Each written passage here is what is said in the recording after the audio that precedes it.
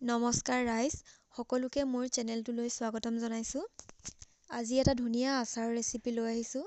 আশা কৰোঁ আপোনালোক সকলোৱে ৰেচিপিটো এবাৰ বনাই চাব। আৰু যদিহে ভিডিঅ'টো ভাল লাগে তেন্তে লাইক, কমেণ্ট আৰু শ্বেয়াৰ কৰি দিবলৈ নাপাহৰিব। আহকচোন এতিয়া আচাৰৰ বাবে প্ৰয়োজনীয় সামগ্ৰীখিনি চাওঁ। এয়া মই 1 কেজিমান ওজনৰ জলফাই এদিন নিমখত ৰাখি দুটা ৰ'দত শুকুৱাই লৈছোঁ। আপোনালোকে বইল কৰিও ৰ'দত শুকুৱাই ল'ব পাৰে। মছলাৰ ভিতৰত মই ডাঙৰ চামুচেৰে 1 চামুচ চফ, 1 চামুচ জিৰা, 1 চামুচ গোটা ধনিয়া, 1 চামুচ আজৱাইন আৰু কেইটামান শুকান জলকীয়া লৈ লৈছোঁ। মছলাখিনি শুকান কেৰাহী এটাত শুকানকৈ ভাজি ল'ম। মছলাখিনি ভাজোঁতে মই গেছৰ ফ্লেমটো ল' ফ্লেমত ৰাখিছোঁ, কাৰণ মছলাখিনি সোনকালে পুৰি যোৱাৰ চান্স থাকে। ইয়াৰ পৰা ধুনীয়া গোন্ধ এটা ওলাইছে। মছলাখিনি ঠাণ্ডা হোৱাৰ পিছত এটা মিক্সাৰ জাৰত গ্ৰাইণ্ড কৰি ল'ম। এয়া গ্ৰাইণ্ড কৰা হৈ গ'ল আৰু মই আগতীয়াকৈ অলপ গুড় কাটি ৰাখিছোঁ। এতিয়া কেৰাহী এখনত তেল গৰম কৰি ইয়াত দুটা শুকান জলকীয়া আৰু দুটা তেজপাত দিছোঁ। এইখিনি মই সৰুকৈ কাটি লৈছোঁ। এইখিনি অলপ সময় লৰাই লোৱাৰ পিছত ইয়াত জলফাইখিনি দি দিম। জলফাইখিনি অলপ সময় লৰাই লোৱাৰ পিছত ইয়াত 1 চামুচ নিমখ দিছোঁ। নিমখ আপোনালোকে নিজৰ সোৱাদ অনুসৰি দিব পাৰে। 1 চামুচ হালধি দিছোঁ। নিমখ আৰু হালধিখিনি ভালকৈ লৰাই ল'ম।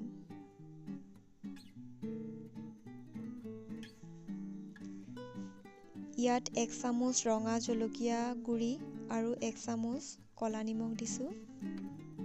ক'লা নিমখ দিলে আচাৰৰ সোৱাদটো ভাল হয়। ইয়াৰ পৰা তেল এৰিব ধৰিছে। ইয়াত মই আগতীয়াকৈ কাটি থোৱা গুড়খিনি দিম। গুড়ৰ পৰিমাণ মই জলফাইৰ আধা লৈছোঁ। যিহেতু জলফাই মই 1 কেজি লৈছোঁ, সেইকাৰণে গুড় আধা কেজি লৈছোঁ। গুড়খিনি সৰু সৰুকৈ কাটি ল'লে গলিবলৈ সহজ হয়।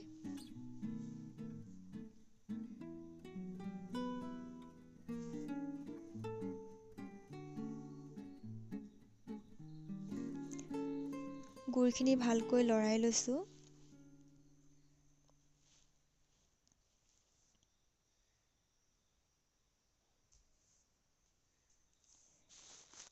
গুড়খিনি প্ৰায়ে গলিবলৈ আৰম্ভ কৰিছে। ইয়াত এতিয়া আগতীয়াকৈ গ্ৰাইণ্ড কৰি থোৱা মছলাখিনি ঢালি দিম। এতিয়া মছলাখিনি ভালকৈ মিহলি হোৱাকৈ 10 মিনিটমান লাহে লাহে লৰাই থাকিম। এই সময়ত গেছৰ ফ্লেমটো ল'ৰ পৰা মিডিয়াম ফ্লেমত ৰাখিব লাগে।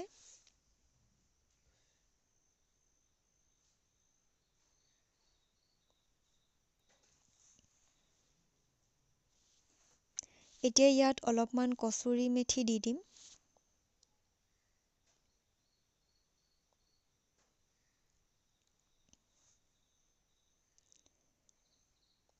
এইখিনি হৈ যোৱাৰ পিছত গেছৰ ফ্লেমটো অফ কৰি মই আচাৰখিনি কেৰাহীখনতেই ঠাণ্ডা হ'বলৈ নাৰাখি অন্য এটা পাত্ৰত উলিয়াই ৰাখিছোঁ।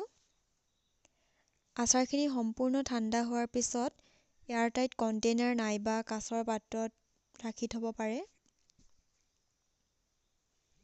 আচাৰখিনি মাজে সময়ে ৰ'দত উলিয়াই থাকিলে ভাল হয়।